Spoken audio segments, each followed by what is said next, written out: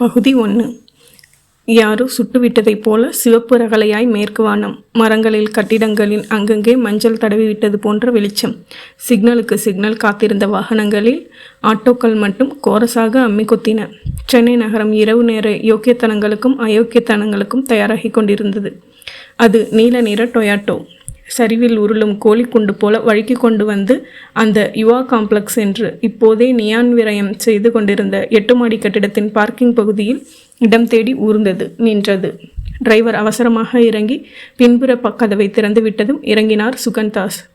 சொட்டு நீளம் டோய், பாட்டத்தோடும் வெள்ளையோடு வெள்ளை சஃபாரி சூட், தங்க செயின் கோத்த கண்ணாடி, முந்தானால் காலை கோப்புறம் ஷேவ் செய்யப்படாததில் முளைவிட்ட ரோமங்கள் இணைந்து தாடியில் லேசாக நிழல் போத்தி இருக்க ஹேர்டை அவரின் 50 வயதை பிடிவாதமாக பின்னோக்கி இழுத்து பிடித்திருந்தது. சின்ன பிரீஃப் கேஸுடன் கட்டிடத்தின் லிஃப்டை நோக்கி நடந்த சுகந்தாஸ் முகத்தை தமிழகத்தின் ஒரு முடுக்கு கிராமத்தில் கூட பார்த்திருக்கிறார்கள். அவர் நடிகர் இல்லை, அரசியலில் துண்டு போட்ட ஆசாமியும் இல்லை. வியாபாரி, தங்க வியாபாரி. உஸ்மான் ரோட்டில் 200 சிப்பந்திகள் வேலை பார்க்கும் சுகந்தாஸ் ஜுவல்லரியின் அதிபர் என்பதோடு நிறுத்திருந்தால் எல்லா திசைகளிலும் பரவி இருக்க மாட்டார். சுகந்தாஸுக்கு பொது வாழ்வில் அப்படி ஒரு ஈடுபாடு. எல்லா விழாக்களிலும் அவர் ஈடுபடுவார். அந்த சுகந்தாஸுக்கு ஒரே ஒரு மகள் ஜுவாலா, செல்லபுத்திரி, கல்லூரி மாணவி. எல்லா கதைகளிலும் போல ஜுவாலா அழகான பெண், கவர்ச்சியான உடலமைப்பில் பிரம்மாவிடம் போனஸ் சலுகை பெற்று வந்தவள் என்பது பிரதி சனிக்கிழமை இரவுகளில் நட்சத்திர ஹோட்டல்களில் அவளோடு இணைந்து டிஸ்கோ ஆடும் அல்லது உதரும் அவளின் பாய் நண்பர்களின் கூட்டுக்கருத்து. இந்த தை மாத நவமியுடன் கூடிய வெள்ளிக்கிழமை மாலை 5:45 விசனப்பட்ட முகத்துடன் சுகந்தாஸ் அந்த கட்டிடத்தின் லிஃப்டில் பயணம் செய்து 7வது மாடியில் வெளிப்பட்டு யுஎஸ் டிடெக்டிவ் ஏஜென்சி என்று பளபளக்கும் பித்தளை எழுத்துக்களை பார்த்துவிட்டு கண்ணாடி கதவை தள்ளி அந்த அலுவலக அறைக்குள் நுழைந்தார் என்றால் அதற்கு காரணம் அவள் மகள் ஜுவாலாதான். அந்த செவ்வக ஹாலில் தரையில் கார்பெட் போட்டு சுவரில் வால்பேப்பர் ஒட்டி கொட்டுகிற தத்ரூப அருவி போஸ்டரை விசாலமாக ஒட்டி அதற்கு ஒரு தனி விளக்கு போட்டு ஒரே மாதிரியான 4 மேஜைகள் போட்டு அழுக்கே இல்லாமல் வாசனையாக இருந்தது அந்த ஆஃபீஸ். 2 மேஜைகள் காலியாக இருக்க மற்ற 2இல் ஒருவன் தலை குனிந்த நிமிராமல் கால்குலேட்டர் கணக்கு போட்டு கொண்டிருக்க, மற்றதில் ஒரு பெண் தன் நீல நகங்களை பார்த்தபடி பாப் தலையை சரி செய்தபடி பெப்சோடன்ட் விளம்பரங்களுக்கு சிரித்து டெலிஃபோனில் பேசி கொண்டிருந்தாள். அவள் முன்னால் சென்று சுகந்தாஸ் நிற்க, அவள் அடுத்த ஜென்மத்தில் தான் ரிசீவரை வைப்பால் போல் இருக்கவே கால்குலேட்டர் ஆசாமியின் லெஜர் நடுவில் தகதகக்கும் தன் விசிட்டிங் கார்டு இலையை, அதை கார்டு என்று சொல்ல இயலாது, போட்டார். அவன் பெயர் படித்துவிட்டு உடனே எழுந்து கொண்டு, வாங்க சார், நீங்கள் தான் ஃபோனில் பேசுனீங்க, அஸ்வின் குமார் சார் உங்களுக்காக வெயிட் பண்ணிட்டு இருக்கார், அந்த ரூம் என்று கை நீட்டிவிட்டு உடன் இன்டர்காமின் பட்டன் அழுத்தி அறைக்குள்ளும் செய்தி சொன்னான். சுகந்தாஸ் நடந்து அஸ்வின் குமாரின் பெயரை தாங்கிய கதவில் மரியாதை தட்டல் செய்துவிட்டு தள்ளி திறக்க உடனே குர்லேரால் அணைக்கப்பட்டார். மணிரத்ன ரசனையோடு கொஞ்சோண்டு வெளிச்சம் சரியாக மேஜைக்கு மட்டும் சாய்வு கோணத்தில் அமைத்து கொண்டு கடலகல மேஜைக்கு அந்த பக்கம் அமர்ந்திருந்த அஸ்வின் குமார் அவரோடு கை குலுக்க எழுந்து கொஞ்சம் எம்பவும் வேண்டி இருந்தது. அஸ்வின் குமார் இளைஞன், நாகரிகன். ஜீன்ஸ் டிஷர்ட், கண்களும் மீசையும் மின்ன மென் டியூப்ளி சென்ட்டின் வாசனை மேஜை குறுக்கத்தில் கடந்து சுகந்தாஸுக்கு இதம் தந்தது.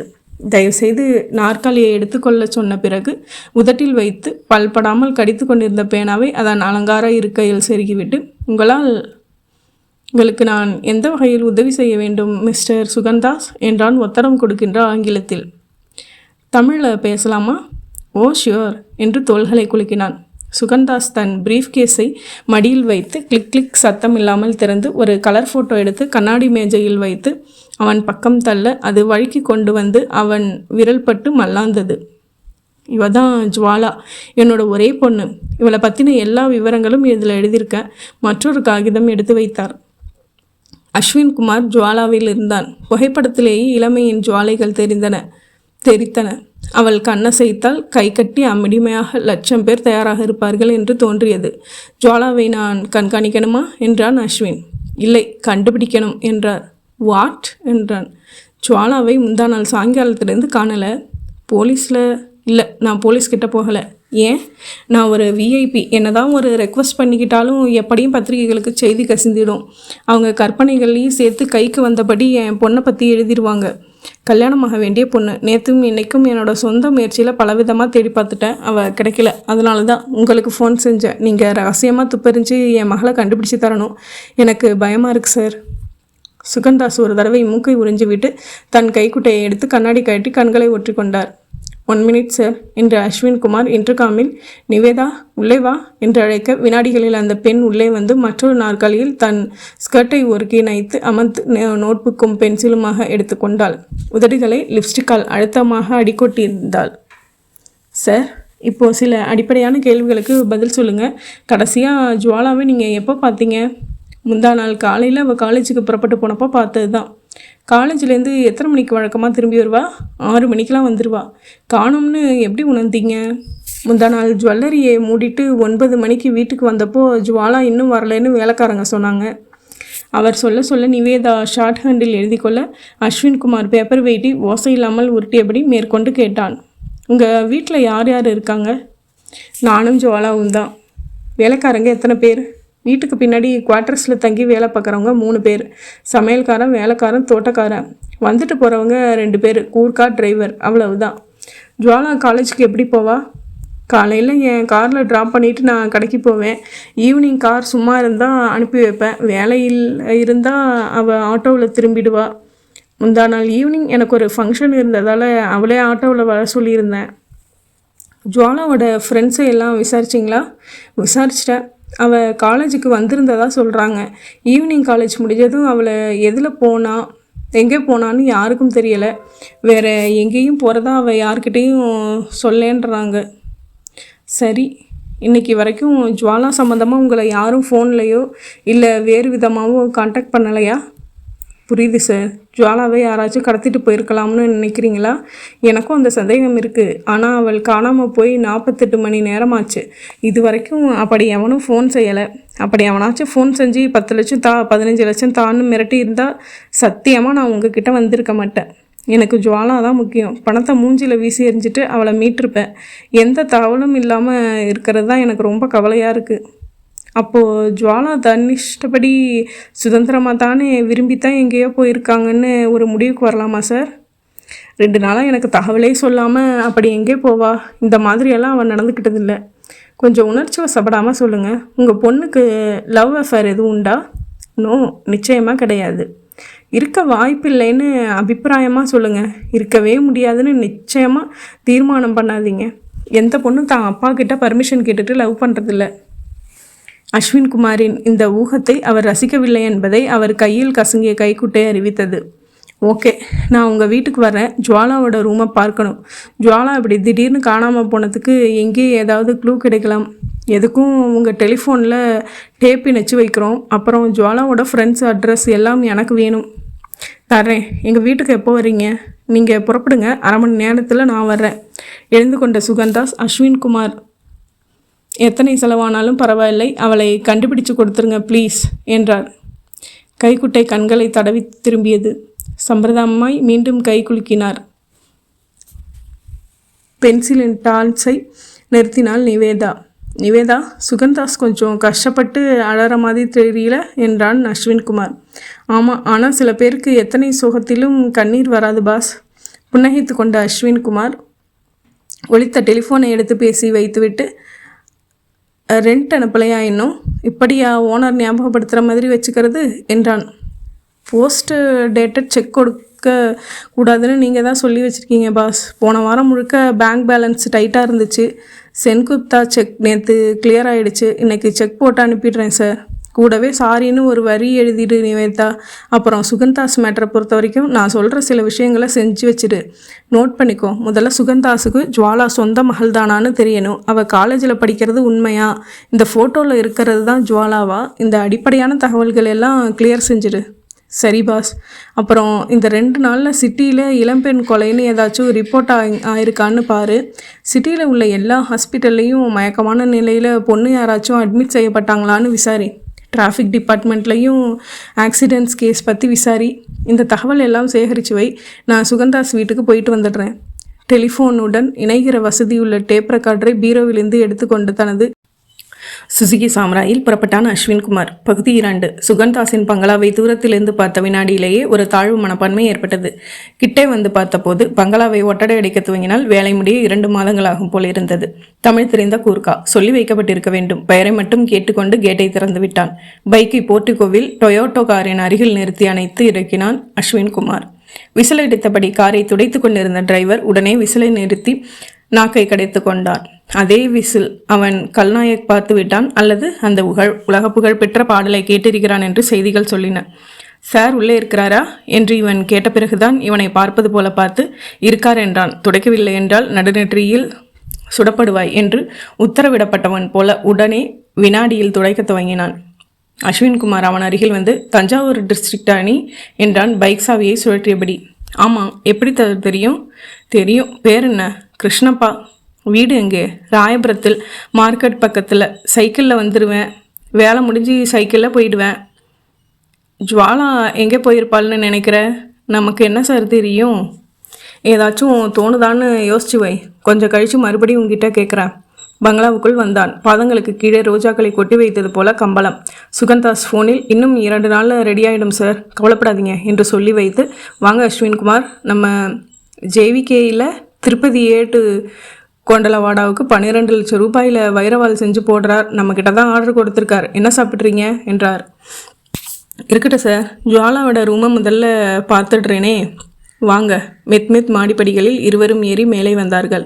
இதான் ஜுவாலாவோட ரூம் என்று அவர் காட்டிய அரைவாசலில் வேலைப்பாடுகளுடன் கூடிய பாலிஷ் செய்யப்பட்ட தேக்கு மரக்கதவு மின்னல் அடித்தது. துல்லியமாக முகம் தெரிந்தது. கதவை திறந்ததும் கையில் மைக்குடன் ஆள் உயரத்திற்கு நின்று வரவேற்றார்.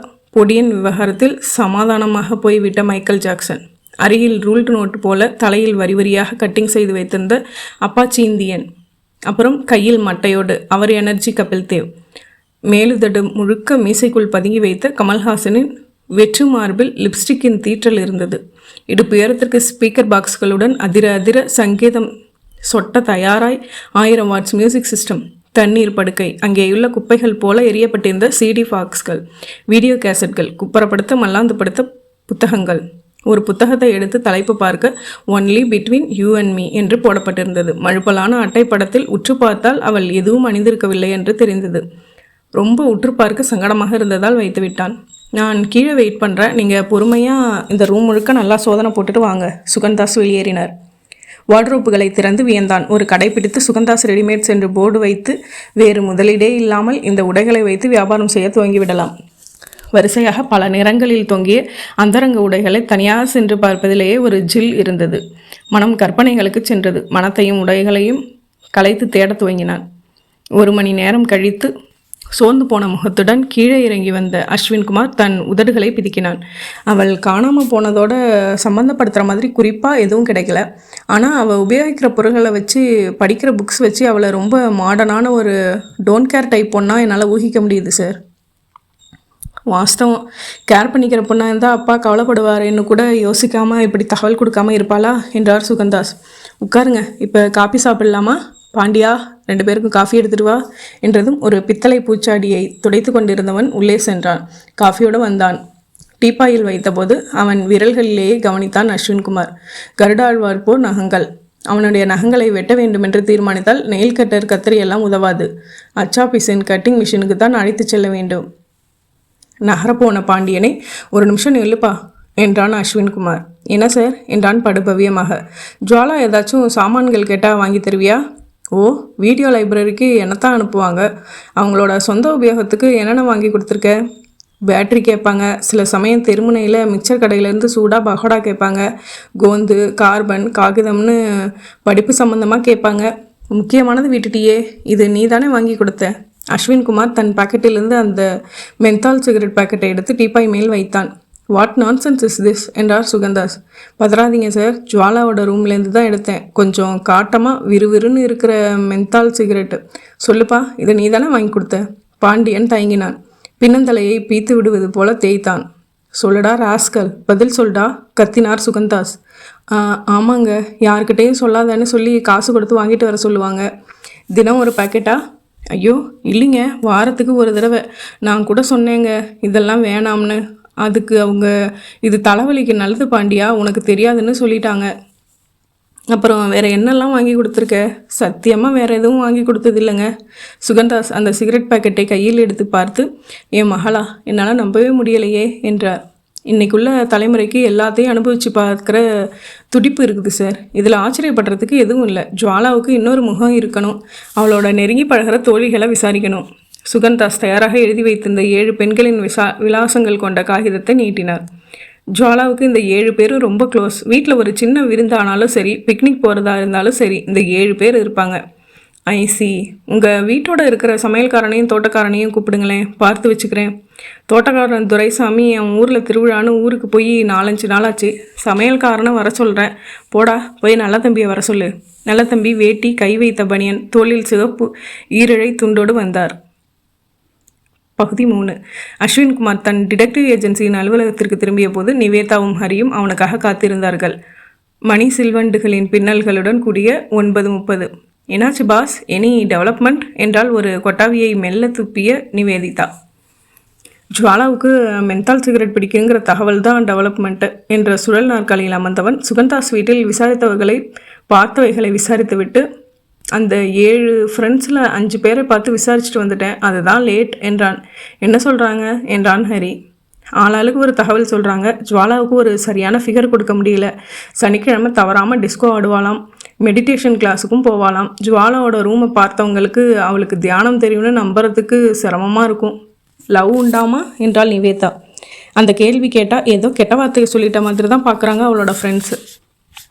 அப்போது பாய் ஃப்ரெண்ட்ஸ் நிறைய பேர் உண்டா. சிலர் அட்ரஸ் வாங்கிட்டு வந்திருக்கேன். நான் சுக்கா விசாரிக்கணும். உன்னை சேகரிக்க சொன்ன தகவல்கள் எல்லாமே என்னாச்சு?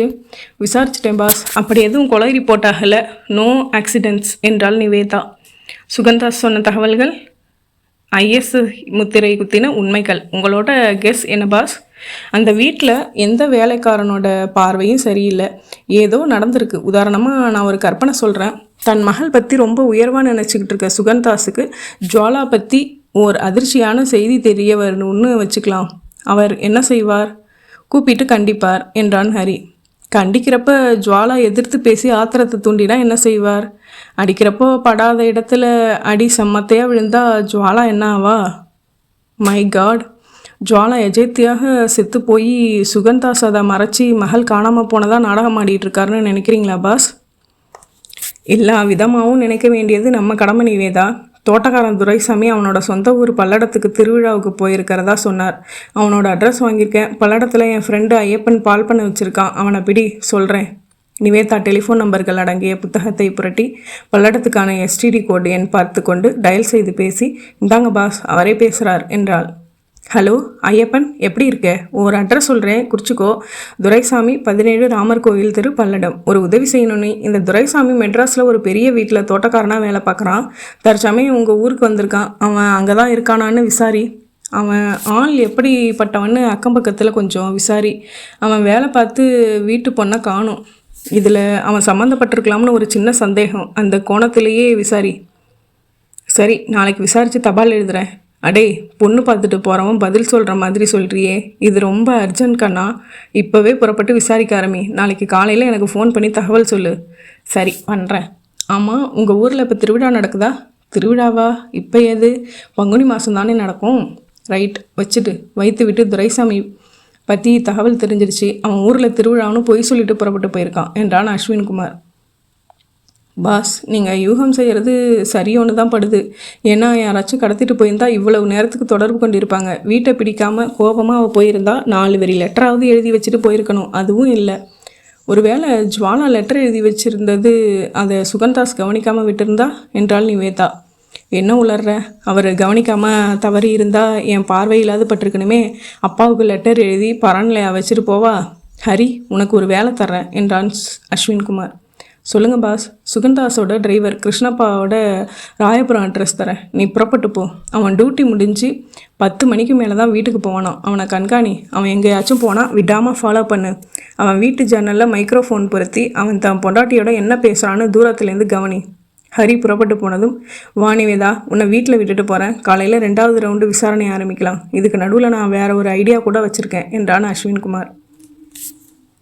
பகுதி 4. சுகந்தாஸ் கண்ணாடி கோப்பையில் தேன் நிற திரவம் ஊற்றி கிளக் என்று 2 ஐஸ் துண்டுகளை கைப்படாமல் எடுத்து போட்டு யாருக்கும் சொல்லாமல் குடிக்க துவங்கிய போது இரவு மணி 11.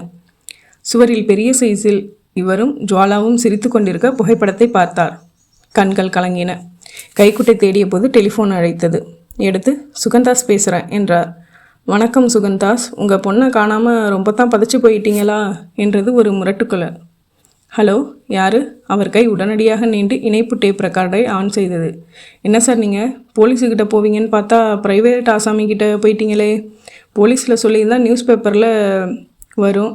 கடத்தியது யாரென்று தெரியவில்லைன்னு என்னை பற்றியும் எழுதுவாங்க. பரபரப்பு வரும். கண்ணாமூச்சி காட்டி ரேட்டை எக்கச்சக்கமாக ஏற்றிடலாம்னு நினச்சேன். பரவாயில்ல, நமக்கு வேண்டியது பணம். அது த்ரில்லோட கிடச்சா என்ன, த்ரில் இல்லாமல் கிடச்சா என்ன? ஹலோ, நீ யார் பேசுகிறது? என் பேர், நட்சத்திரம், கோத்திரம் இதெல்லாம் இப்போ முக்கியமா, இல்லை ஜுவாலா குட்டி கற்போட உயிரோட திரும்பி வர வேண்டியது முக்கியமா? கடவுளே, நீ தான் அவளை கடத்திட்டு போனவனா? இதை புரிஞ்சுக்கிறதுக்கு இவ்வளவு நேரமா? என் ஜுவாலா எங்கே இருக்கா? என் பொறுப்பில் தான் பத்திரமா இருக்கா. இந்த செகண்ட் வரைக்கும் கற்போட தான் இருக்கா. சுகந்தாஸ் விஷயத்துக்கு வந்துடலாமா? இது சுத்தமான ஒரிஜினல் கடத்தல். ஏன் பணம் வேணும் எனக்கு. இப்போ நான் சொல்கிறது பிளாக்மெயில் தான். பேசி ஒரு முடிவுக்கு வந்துடலாமா? சொல்லு, உனக்கு எவ்வளவு பணம் வேணும்? முதல்ல ஜுவாலாவுக்கு நீங்கள் வச்சிருக்கிற விலையை தெரிஞ்சுக்கிறேனே. எவ்வளவு தருவீங்க சார்?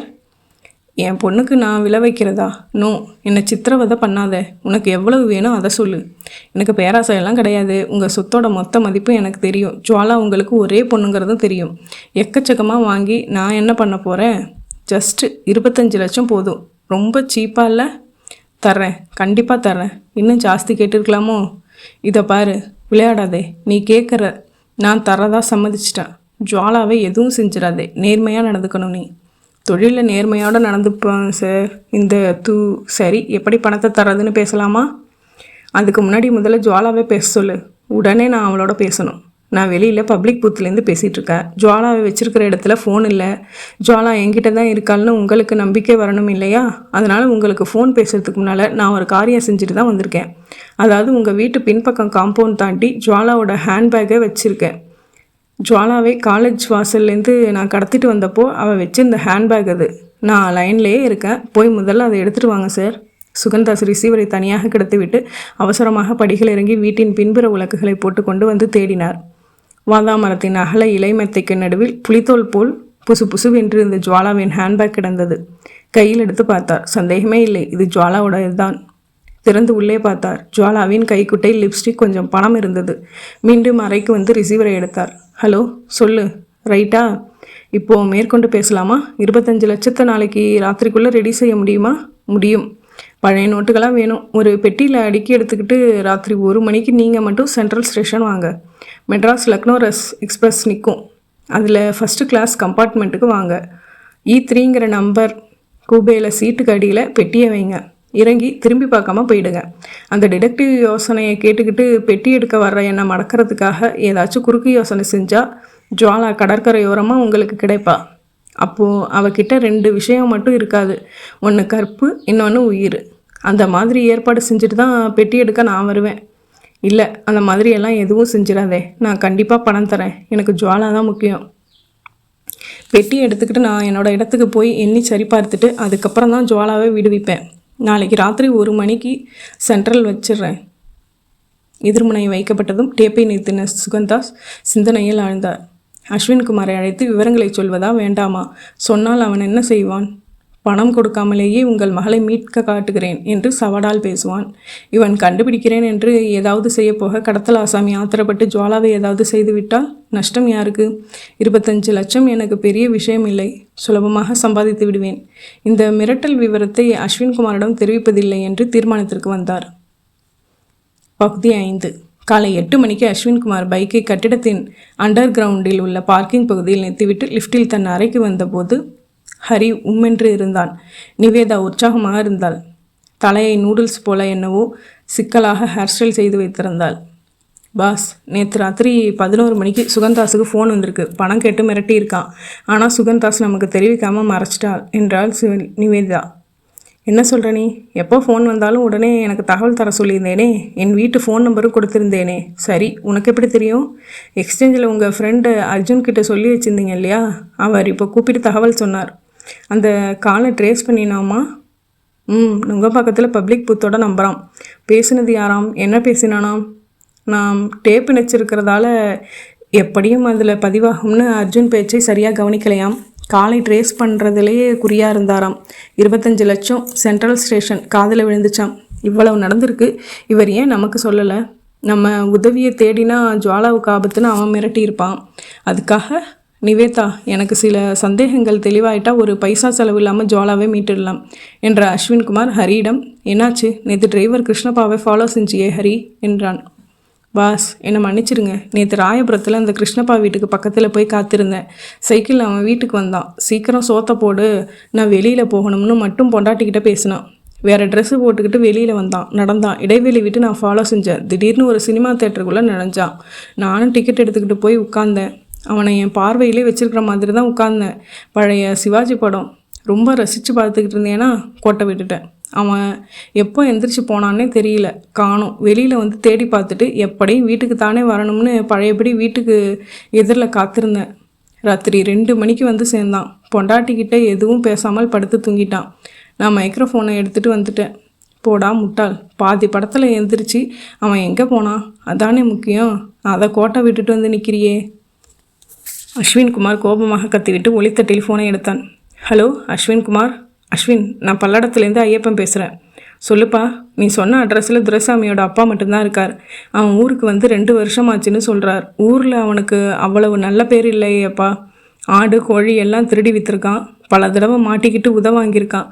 அப்புறம் தான் மெட்ராஸ் புறப்பட்டு வந்தானாம். யாரை கேட்டாலும் அவனை பார்க்கலன்னு தான் சொல்கிறாங்க. அவன் இங்கே வந்த மாதிரி தெரியலை. போதும் ஐயாப்பா, எதேஷ்டம், ரொம்ப தேங்க்ஸ். ஓய்வா, அப்புறம் பேசுகிறேன், வச்சிடவா? அஸ்வின்குமார் வைத்துவிட்டு விபரம் சொல்லி, துரைசாமியும் கிருஷ்ணப்பாவும் சேர்ந்து தான் சதி பண்ணுறாங்களா? நிவேதா, நீ வா, சுகந்தாஸை பார்த்துட்டு வரலாம் என்று புறப்பட்டான். சுகந்தாஸ் வீட்டுக்கு இவர்கள் பைக்கில் போய் சேர்ந்தபோது அவர் வீட்டில் இல்லை. 1 மணி முன்பாகவே காரில் புறப்பட்டு வெளியே சென்று விட்டதாக சொன்னான் பாண்டியன். அஸ்வின்குமார் பார்வை டெலிஃபோனுடன் இணைக்கப்பட்டிருந்த டேப் ரெக்கார்டின் மேல் விழுந்தது. பாண்டியன், எங்களுக்கு சூடாக காஃபி கொண்டு வாயேன். அவன் போனதும், கவனிச்சிட்டேன் பாஸ், பதிவு பண்ணியிருக்காரு. கவுண்டரில் நம்பர் மாதிரி இருக்குது, ஆனால் உள்ளே கேசட் இல்லை என்றாள் நிவேதா.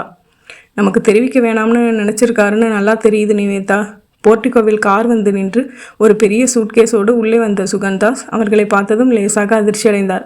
குட் மார்னிங் சார் என்று அஸ்வின்குமார், கொஞ்சம் தனியாக போயிடலாமா, பேசணும் என்றான். அருகில் இருந்த தனியறைக்குள் வந்ததும், என்ன சார் ஆச்சு, நேற்று ராத்திரி எங்களை ஏன் கூப்பிடலை என்றான். எதுக்கு கூப்பிடணும்? மறைக்காதீங்க சார், ராத்திரி 1 மணிக்கு மிரட்டல் ஃபோன் வந்தது எங்களுக்கு தெரியும். எக்ஸ்சேஞ்சில் என் ஃப்ரெண்டுக்கிட்ட சொல்லி வச்சுருந்தேன். அவன் கூப்பிட்டு தகவல் சொன்னான். சுகந்தாஸ் சில வினாடிகள் அமைதியாக இருந்துவிட்டு, இதை பாருங்கள், எனக்கு அவங்கக்கிட்டேருந்து ஃபோன் வந்தது உண்மை. பணம் கேட்டிருக்கான். நான் கொடுத்துட்றதா தீர்மானிச்சிட்டேன். இப்போ தான் 2 பேங்க்கில் பணம் எடுத்துக்கிட்டு வரேன். இது வரைக்கும் நீங்கள் செஞ்ச உதவிக்கு நன்றி. சர்வீஸ்க்கு உண்டான பில் அனுப்புங்க, செக் தந்துடுறேன். ஜுவாலாவை மீட்டுக்கிற வேலையை நான் பார்த்துக்கிறேன் என்றார். முகத்தில் கதவு சாத்துற மாதிரி இப்படி பேசுகிறீங்களே சார், எவ்வளவு பணம் கேட்டான்? 25 லட்சம். மை காட், அவன் பேசுனதை டேப் செஞ்சிங்களா? இல்லை, பொய் சொல்லாதீங்க. டேப் செய்திருக்கீங்க, கேசட்டை எடுத்து மறைச்சி வச்சிட்டீங்க. ஏன் திடீர்னு இப்படி எங்களை கத்தரிக்கிறீங்க? நீங்கள் தொடர்ந்து எனக்கு உதவி செய்கிறது தெரிஞ்சால் என் மகளுக்கு ஆபத்தாயிடும். அதுக்காக அவ்வளவு பணத்தை தூக்கி கொடுக்க போறீங்களா? வேறு வழி, தயவு செஞ்சு அந்த கேசட்டை கேட்க எனக்கு அனுமதி கொடுங்க. நான் சிலரை சந்தேகப்படுறேன். என் பாயிண்ட் செய்கிற மாதிரி அவன் பேச்சில் ஏதாவது க்ளூ கிடைக்கலாம். அப்படி கிடைச்சா உங்களுக்கு பணம் நஷ்டப்படாமல் ஜுவாலாவை மீட்டிட முடியும் சார். ரொம்ப நேரம் பேசித்தான் அவரை ஒப்புக்கொள்ள செய்ய வேண்டியதாக இருந்தது. சுகந்தாஸ் அரை மனதோடு மேஜையில் இருந்த அந்த கேசட்டை எடுத்து வர அதை ஓடவிட்டு முழுமையாக பொறுமையாக கேட்டு முடித்தார்கள். நான் சந்தேகப்படுவதற்கு வலு சேர்க்குற மாதிரி தான் இருக்குது சார். போலீஸ்கிட்ட போகாமல் ப்ரைவேட் ஆசாமிக்கிட்ட போயிட்டீங்களேன்னு கேட்டிருக்கான் பாருங்கள். நீங்கள் என்கிட்ட வந்தது யார் யாருக்கு தெரியும்? வாட்ச்மேன் தவிர மற்றவங்களுக்கு தெரியும். என் கடையில் யார்கிட்டையும் மூச்சு விடலை. என் பொண்ணை காணோங்கிறதே கடையில் வேலை பார்க்குற யாருக்கும் தெரியாது. நடுவில் ஒரு இடத்துல தன் பேரை தூன்னு சொல்ல ஆரம்பித்து நிறுத்தியிருக்கான். கவனிச்சிங்களா என்றாள் நிவேதா. நான் கவனிக்கலையே என்றார். உங்ககிட்ட வேலை பார்க்குறதுல தூன்னு பேர ஆரம்பிக்கிறவர் யார் சார் என்றான் அஸ்வின்குமார். துரைசாமி. அவன்தான் பல்லடம் போயிருக்கானே திருவிழாவுக்கு. போய் ஊரில் திருவிழாவும் நடக்கலை, அவன் பல்லடத்துக்கும் போகலை. ஊரில் ஆடு கோழியெல்லாம் திருடிக்கிட்டு இருந்தவன் அவன்.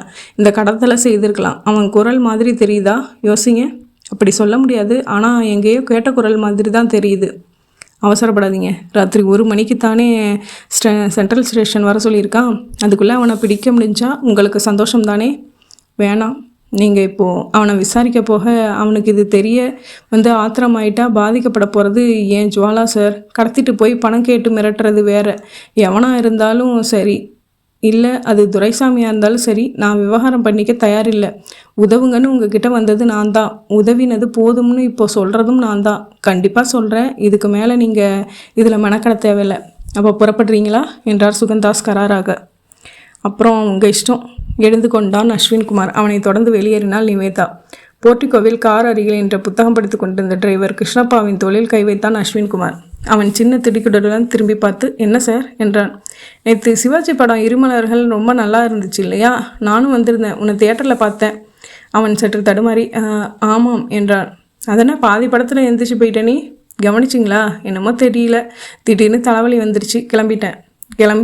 கிளம்பி வீட்டுக்கு வந்துட்டேன். சட்டென்று அவன் சட்டையை பிடித்தான் அஸ்வின்குமார். உண்மையை சொல்லலைன்னா பல்லு எல்லாம் உதிர்ந்துட்டோம் ராஸ்கல். சொல்லுடா, நீ உடனே வீட்டுக்கு போகலை. எங்கே போன? என்ன செஞ்ச? சொல்லு என்று குறையில் நிறுத்தி முஷ்டியும் உயர்த்தினான். எத்தனையோ பேர் செய்கிற தப்பு தான். நான் மட்டும் என்ன புதுசாக செஞ்சுட்டேன்? கையெடுங்க சார். ராஜகுமார்னு ஒரு சாப்பாட்டு கூடக்காரியை தொடுப்பாக வச்சுருக்கேன். அவள் வீட்டுக்கு போயிட்டு அப்புறம் என் வீட்டுக்கு போனேன். அதுக்கு என்ன போ என்று நெஞ்சை நிறுத்தி கொண்டு கேட்டான். அவனை முறைத்தபடி விடுவித்து விட்டு பைக்கில் வந்தான் அஸ்வின்குமார். பின்னால் நிவேதா அமர்ந்ததும் புறப்பட்டு சீறினான். இப்போ என்ன செய்ய போகிறோம் பாஸ்? சுகந்தாஸ் ரொம்ப உணர்ச்சி பட்டு பேசுகிறாரு. ஆனால் இந்த கேஸை இப்படி திருதுப்புன்னு நான் விட போகிறதில்ல. அவருக்கு அந்த பணமும் நஷ்டமாகக்கூடாது. ஜுவாலாவையும் மீட்கணும், அந்த பிளாக்மெயிலரையும் பிடிக்கணும். இப்போ நேராக நீங்கள் சைதாப்பேட்ட போகிறீங்க கரெக்டாக என்றாள் நிவேதா. What next? உங்கள் ஆஃபீஸில் விட்டுட்டு நான் ஜுவாலாவோட இன்னும் விசாரிக்காத ஃப்ரெண்ட்ஸை விசாரிக்க போகிறேன். எதிலும் க்ளூ கிடைக்கலன்னா ராத்திரி மாறு வேஷத்தில் நான் மட்டும் சென்ட்ரல் ஸ்டேஷன் போகிறேன். பெட்டியை எடுத்துக்கிட்டு அவன் எப்படியும் திரும்பி போகணும் இல்லையா? அப்போது ரகசியமாக ஃபாலோ செய்ய போகிறேன் என்றான் அஸ்வின்குமார். பகுதி 6. இரவு மணி 9. சென்ட்ரல் ஸ்டேஷன் அகாலத்தை பற்றி கவலைப்படாமல் முதலிரவு மாப்பிள்ளையின் சுறுசுறுப்புடன் தான் இருந்தது. சூட்கேஸ்களை தூக்கிச் செல்வோர், நடந்து செல்வோர் என்று நிறைய பேர் தங்கள் ரயில்களுக்கு நடக்க சுகந்தாஸ் மெட்ராஸ் லக்னோ எக்ஸ்பிரஸ் ரயிலை குறிவைத்து பெரிய சூட்கேஸுடன் நடந்தார். சொல்லப்பட்ட கம்பார்ட்மெண்ட்டில் குறிப்பிட்ட சீட்டுக்கு அடியில் பெட்டியை மணல் நறுக்க வைத்தார். இறங்கினார். திரும்பி பார்க்காமல் தன் காருக்கு நடந்தார். ஒரு குளிர்பான ஸ்டால் அருகில் நிழலாக மாறுவேடத்தில் நின்றிருந்த அஸ்வின்குமார் அந்த முகல் வகுப்பு கம்பார்ட்மெண்ட்டையே பார்த்து கொண்டிருந்தான். பகுதி 7. மறுநாள் காலை 11 மணி. சுகந்தாஸ் பங்களா வாசலில் ஒரு டாக்ஸி வந்து நின்றது. அதிலிருந்து ஜுவாலா இறங்கினாள். பட்டுப்புடவையில் இருந்தாள். கழுத்தில் புதுத்தாலி, தோளில் தொங்கிய கைப்பை. கூடவே அவனும் இறங்கினான். இளைஞன் பட்டு வேஷ்டி பட்டு சட்டையில் இருந்தான். இருவரும் தகத்தை வென்று உள்ளே நுழைய அவர்களை பார்த்து அதிர்ந்து போய் நின்றார் சுகந்தாஸ். என்னம்மா இது? ஜுவாலா அவர் அருகில் வந்தாள். டாடி, என்னை மன்னிச்சிருங்க. இவர் குருதேவ். நாங்கள் காதலித்தோம். எங்கள் காதலுக்கு நீங்கள் சம்மதம் தர மாட்டீங்கன்னு நினச்சி தான் நாங்களே ரகசியமாக போய் எங்களை தயவுசெய்து ஆசீர்வாதம் பண்ணுங்க என்றாள். கொஞ்சம் இரு என்றார். ஃபோனில் பேசினது இவன் தானே? எதுக்காக மிரட்டி பணமும் வாங்கினா? ஃபோனா? என்னப்பா சொல்கிறீங்க நீங்கள்? காலையில் கல்யாணம் பண்ணிக்கிட்டு நேராக திருப்பதியிலேருந்து வரோம். 2 நாளாக அங்கே தான் தங்கியிருந்தோம். இன்றைக்கி தான் முகூர்த்த நாள். இடத்தை மட்டும் குறிப்பிடாமல் மற்ற எல்லா விஷயத்தையும் நான் தான் விவரமாக எழுதி வச்சுட்டு போயிருந்தேனே. எழுதி வச்சுட்டு போனியா? எதிலே என்றார் புரியாதவராய். என்னோட டைரியிலப்பா. என்னை காணும்னதும் தகவலுக்காக நிச்சயம் நீங்கள் எங்கள் ரூமுக்கு வருவீங்கன்னு டைரியில எல்லாம் எழுதி உங்கள் கண்ணில் படுற மாதிரி மேஜை மேலேயே டைரியை வச்சுருந்தேனே டாடி. நான் கவனிக்கவே இல்லையம்மா. என்னோட வாங்க, காட்டுறேன். ஜுவாலாவை எல்லோரும் தொடர்ந்து அவள் அறைக்கு வர, இந்த மேஜையில் இதே இடத்துல தான் வச்சேன். காணோமே. எங்கே டாடி? அது சரி, கபோர்டுக்குள்ளே வச்சுருந்தா இந்த ஹேண்ட்பேக் ஏன் மேஜை மேலே கிடக்கு? புளித்தோல் போல் இருந்த அந்த ஹேண்ட்பேக்கை எடுத்து காட்டி கேட்டாள் ஜுவாலா. ஜுவாலா, நீ போனப்போ அந்த ஹேண்ட்பேக் எடுத்துகிட்டு போகலையா என்றார் அதிர்ச்சியுடன் சுகந்தாஸ். இல்லையே டாடி, நான் எடுத்துகிட்டு போன பேக்கை தான் ஏதோ மாட்டிக்கிட்டு இருக்கேனே. என்னப்பா நடந்துச்சு? எந்த பதிலும் பேசாமல் மெதுவாக வெளியே வந்து ஹால் சோஃபாவில் பொத்தென்று அமர்ந்தார் சுகந்தாஸ். ஃபோனில் பேசியது யார்? பணத்தை எடுத்து சென்றது யார்? கடத்தல் என்று என்னை சாமர்த்தியமாக நம்ப வைத்தது யார்? முதலாளி என்று உள்ளே பதைப்பதைப்போடு வந்தான் தோட்டக்காரன் துரைசாமி. நம்ம பாப்பாவை காணோம்னு கூர்க்கா சொன்னான். அப்படியா என்று நிமிர்ந்து ஜுவாலாவை பார்த்து, இதோ இருக்காங்களே என்றான். சுகந்தாஸ் எழுந்து துரைசாமியை பிடித்தார். எங்கேருந்து வர்ற? நீ பல்லடம் போகலை. எனக்கு எல்லாமே தெரியும். ஃபோனில் என்னை மிரட்டுனது நீதானே? சொல்லுடா நாயே. கையை ஓங்கினார். முதலாளி, என்னென்னவோ சொல்கிறீங்களே. நான் உங்களை மிரட்டுறதா? நான் ஊருக்கு போகலைங்கிறது நிஜம். சேலத்துக்கு பக்கத்தில் ஒரு ஊரில் எனக்கு கல்யாணத்துக்கு பொண்ணு பார்த்துருக்கிறதுக்காக போயிருந்தேன் முதலாளி. அதை சொல்ல வெக்கமாக இருந்ததால் திருவிழான்னு போய் சொல்லிட்டு போனேன். என்னை மன்னிச்சிருங்க. அப்பா, என்ன நடந்துச்சு? விவரம் சொல்லுங்க என்றார் ஜுவாலா. உன்னை கடத்தி வச்சிருக்கிறதா பொருத்தமாக பேசி என்னை நம்ப வச்சு என்கிட்டேருந்து 25 லட்சம் அடிச்சிட்டாமா. தோட்டத்தில் கிடந்த உன்னோட ஹேண்ட்பேக்கை வச்சு நம்பிட்டேன். நான் கபோர்டுக்குள்ளே வச்சுருந்த பேக் எப்படி தோட்டத்துக்கு வந்துச்சு? என் ரூமுக்குள்ளே வெளியால் யாராச்சும் விட்டிங்களா? ஒரு ப்ரைவேட் டிடெக்டிவை மட்டும்தான் அழைச்சிட்டு வந்தேன். நம்ம வீட்டுக்குள்ளே இருக்கிற ஒருத்தவன் தான் இதை செய்திருக்க முடியும். அவனை பிடிச்சே ஆகணும். அப்புறம்தான் ஆசீர்வாதம் எல்லாம். சுகந்தாஸ் உடனே காரை எடுத்துக்கொண்டு அஸ்வின் குமாரின் டிடெக்டிவ் ஏஜென்சிக்கு விரைந்தார். ஏஜென்சி ஆஃபீஸ் பூட்டியிருக்க, அதில் வேலை பார்க்கும் 4 பேரும் வெளியே நின்று கொண்டிருக்க நிவேதா சொன்னார். என்னன்னு தெரியல சார், எங்கள் பாஸோட வீடும் பூட்டி கிடக்கு, ஏஜென்சியும் பூட்டி கிடக்கு. நீங்கள் தடுத்ததுக்கப்புறமும் பெட்டியை ரயிலேருந்து எடுத்துகிட்டு போகிறவனை ஃபாலோ செஞ்சு கண்டுபிடிக்க போகிறதா என்கிட்டே சொன்னார். பாஸ் எங்கே போனார்? அவருக்கு என்ன ஆச்சுன்னே தெரியலை. மெட்ராஸ் லக்னோ எக்ஸ்பிரஸ் சீரான வேகத்தில் லக்னோவை நெருங்கி கொண்டிருந்தது. அந்த 25 லட்சம் கொண்ட பெரிய பெட்டி வைக்கப்பட்ட இடத்திலேயே இருந்தது. தன் சீட்டில் சாய்ந்த வந்து சிகரெட் பிடித்து கொண்டிருந்தான் மாறுவேடத்திலிருந்த அஸ்வின்குமார். ஜீரணிக்க முடியாத சிலருக்கு மட்டும் சில குறிப்புகள். தன் மகளை கடத்தி சென்றவன் எவனாவது ஃபோன் செய்து 10-15 லட்சம் கேட்டால் கொடுத்து மீட்டிருப்பேன். இங்கே வந்திருக்கவே மாட்டேன் என்று அஸ்வின்குமாரிடம் சுகந்தா சொல்கிறார். 2. பேங்க் பேலன்ஸ் டைட்டாக இருந்ததால் உரிய நேரத்தில் வாடகை அனுப்பவில்லை என்கிறாள் நிவேதா. 3. ஜுவாலாவின் அறையின் தனிமையில் அஸ்வின் பார்த்த அத்தனையும் குறிப்பிடப்படவில்லை. 4. ஜுவாலாவின் தோழிகளை விசாரித்து விட்டதாக அஸ்வின்குமார் நிவேதாவிடம் சொல்வானே ஒழிய யாரையும் விசாரித்ததாக காட்டப்படவில்லை. 5. மிரட்டியவன் குரல் எங்கேயோ கேட்ட குரலாக சுகந்தா சொல்கிறார். 6. ராத்திரி சென்ட்ரல் ஸ்டேஷனுக்கு தான் மட்டும் செல்வதாக ரொம்ப ஜாக்கிரதையாக சொல்கிறான் அஸ்வின்குமார். 7. டிடெக்டிவ்ஸ் என்பவர்கள் தப்பே செய்யாத தனி ஜாதி இல்லை. அவர்களிலும் விதிவிலக்காக ஒரு சபல அஸ்வின்குமார் இருக்கலாம். முற்றும்.